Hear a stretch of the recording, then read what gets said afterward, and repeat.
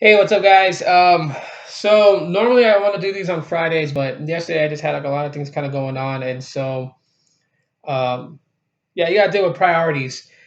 But anyways, we got lots to cover in this video, so we're gonna kind of recap some of the stuff that went on this week, and just kind of dive deep into some other topics that require more than 5 minutes of your time.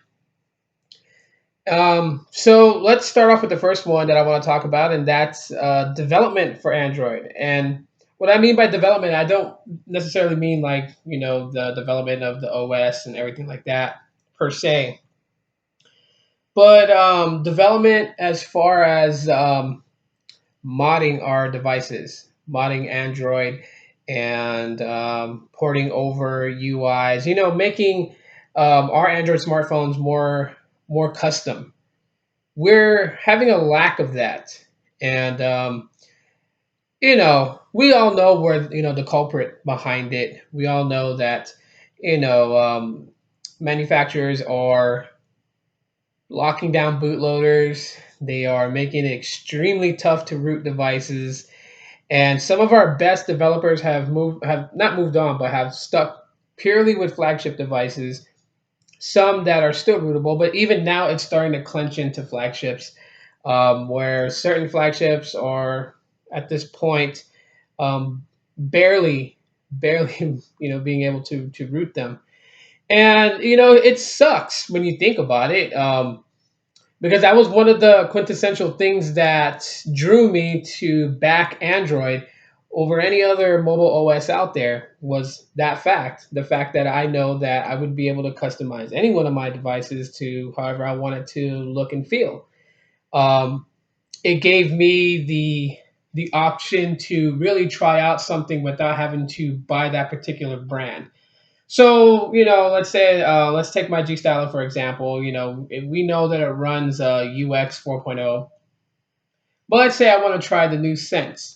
If we had development that we had 3 years ago, that option would be possible.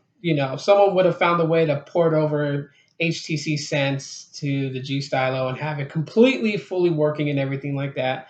And just install, flashing it through custom recovery, and just experiencing all the glory of Sense without having to actually buy an HTC device.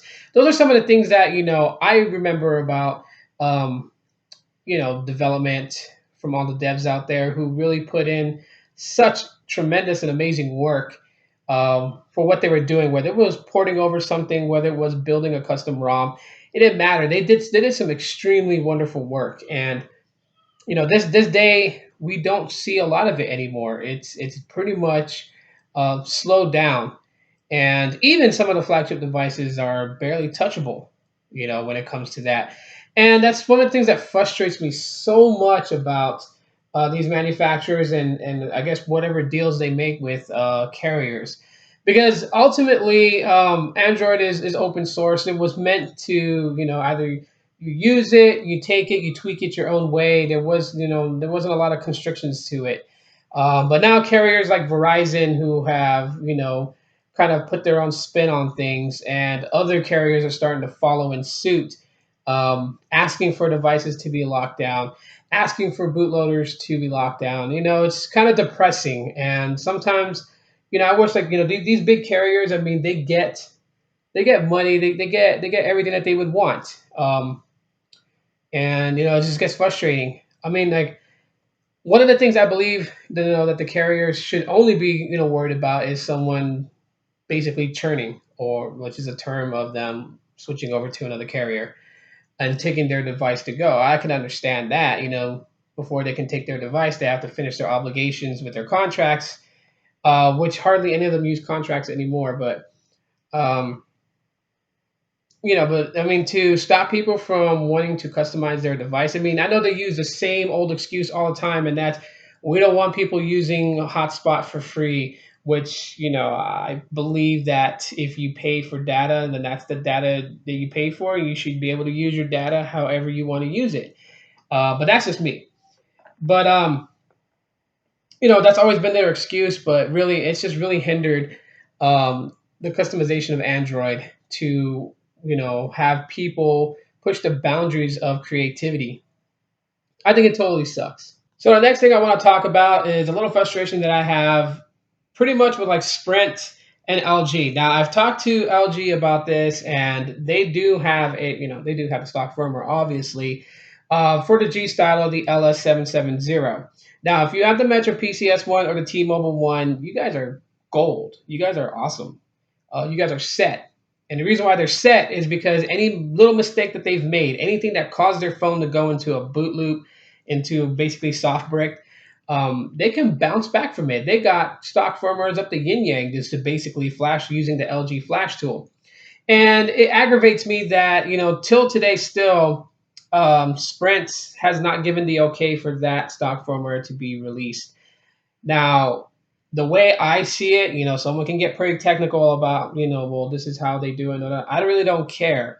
I do know for the fact that Sprint does not want anyone to have access to the stock firmware, and it's really, really, really shitty that they are that way because, I mean, when you deal with LG warranty department, sometimes they're like, it's like they get annoyed every time they hear someone saying that their phone is not working and they need to send it in for a warranty repair. And of course, people aren't going to tell them that they rooted their phone and something went wrong, because when you tell them that you rooted your phone, then they want to charge you all kinds of money and stuff like that, which, I don't disagree with. I think, if you personally ruin your device, then yeah, if you're subject to a charge, then you should pay it.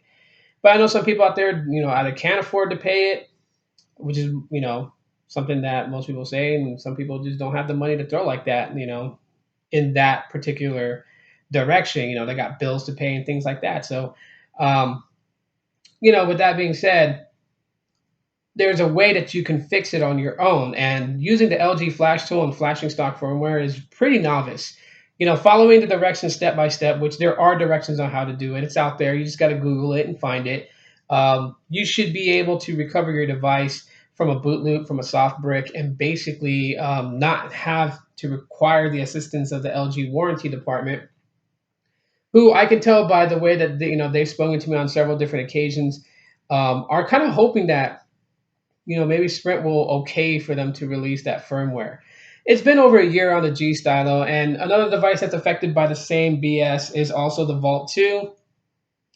And yeah, it would just make life so much easier. I mean, using a stock firmware to recover your device from a soft brick is what a lot of people are still looking for till today. A lot of people are still punching in that URL with their MEID to see if the stock firmware is available, and so far nothing yet. And I think for a phone being almost a year old, it's about time that they go ahead and just give us the damn firmware already. I mean, that's my opinion on it. You guys are welcome to comment on it. Let me know what you guys think. But I think I speak for most people who have a soft brick, their G Styler, or the Vault 2, and that is it's about time to give us the freaking firmware so we can fix it ourselves. So why not just release it already? And so, moving on to the next thing I want to discuss is the ZV8 update, which I did post a little video on the Facebook fan page. So if you guys caught that, cool. If you guys didn't, it's okay because I'm about to talk about the same thing here right now. Um, the other day, I posted that I got the ZV8 update, and when it comes to that, I'm actually like quite surprised just how well the G Stylo performs right now. Um, being that it's my daily driver right now, this is what I'm using until I get the J7. I've been, I've noticed a ton of improvement with the update. Now, the update size, I believe, was 208 megabytes. That's about, and while it didn't change a lot, okay, so if for some people who are expecting the UX 5.0, it didn't get that. It wasn't a bump up to 6.0.1. It just really took care of a lot of the bugs and optimized the phone to handle, just about anything you really throw at it. I did show this, and I'm going to show it to you guys right now. Normally, with these budget smartphones, once you pretty much sap like most of the internal storage, it begins to act a little wonky and things like that. And I was actually quite surprised. So here we go. see if I can get that for you guys. 6.96 megabytes. Okay, I just cleared cache, so with cache built up, it's a little over 7 gigabytes. Okay, and normally at that much storage taken, usually it just starts to act a little buggy, super laggy, and that's not really the case.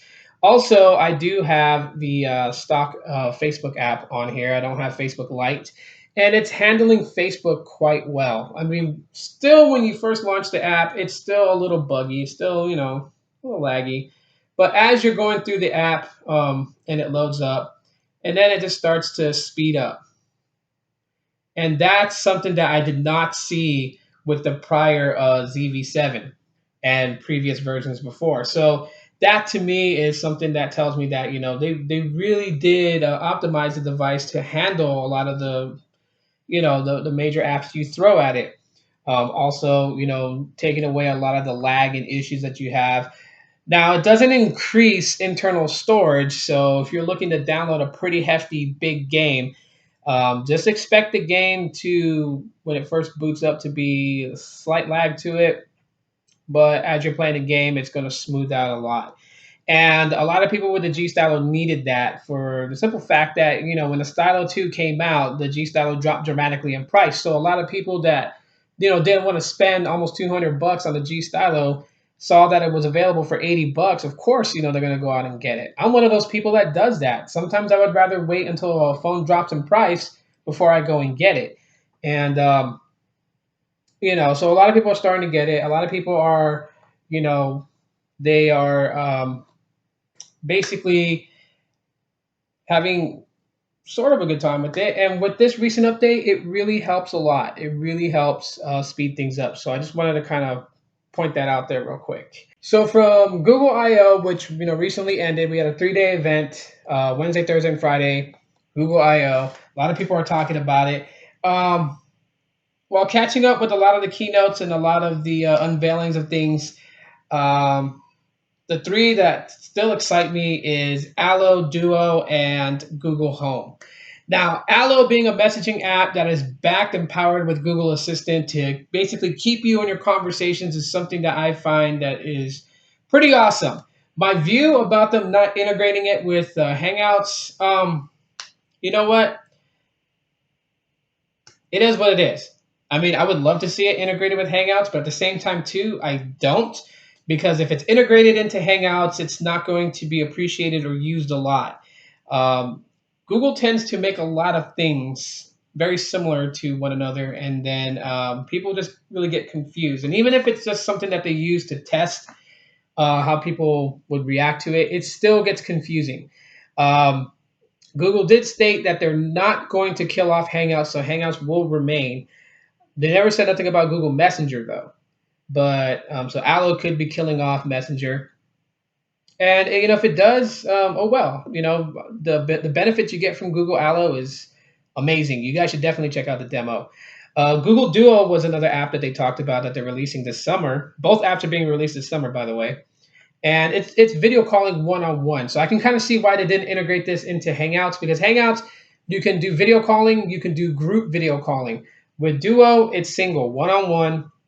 Requires, I think it requires your phone number if I'm not mistaken, or your contacts or whatever. So, and people are talking about that they hope that there's this toggle to turn off the what they call knock knock, which is like a preview video going on your screen. Like if someone's calling me, I'd be able to see what they're doing from my screen without actually answering the call. Me personally, I don't think there should be one, to toggle that on or off, because what would be the point of video calling somebody if you wanted privacy? I mean, if you didn't want to be seen, then why, you why video call? I mean, some people will say, well, what if you want to surprise somebody? What if somebody wanted to surprise someone with like, them holding a wedding ring or something? Well, easy. When you do the video call, just cover the camera. Just hold the phone up, cover the camera until they answer, and then pop surprise. Well, of course, that seems like too much steps to do when you could just toggle it on or off. But I mean, still, there really is no reason to have privacy if you're going to video call somebody. So it's not really much of a big deal if they don't have a toggle to turn it on or off. Google Home super excited me. This is something I'm definitely aiming to get sometime in in the future. Just having it in your home, being basically turning your home into a smart home.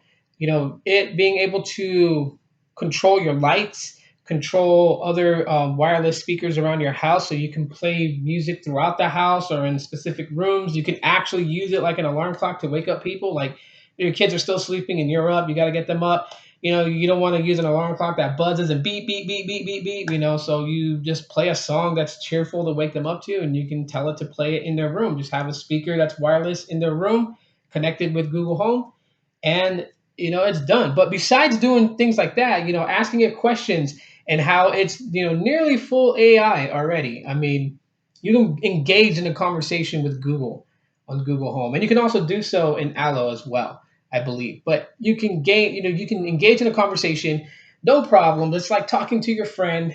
And I think Google's really, really, really, really, really stepped up its search, basically Google Assistant.